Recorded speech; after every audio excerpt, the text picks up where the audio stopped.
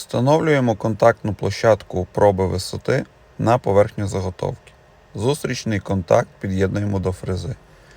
Після чого через програму контролю ЧПУ запускаємо функцію проби висоти інструменту. При цьому нам необхідно задати висоту нашої контактної площадки та швидкість переміщення відкату.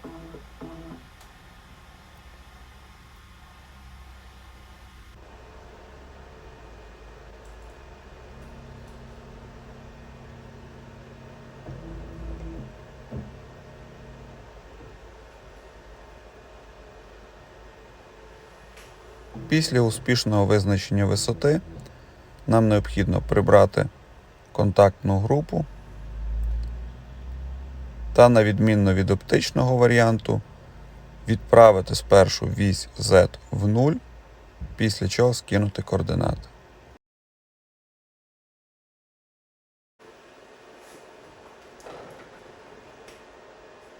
В програмі, за допомогою якої ми керуємо нашим ЧПУ, використовуючи панель позиціонування та переміщення, підводимо фрезу до заготовки, таким чином, щоб ріжуча кромка ледь торкалась поверхні матеріалу. Після чого ми можемо скористатись дробленням кроку до 0,1 мм і відвести її таким чином, щоб фреза легко прокручувалась та не чіпляла сам матеріал.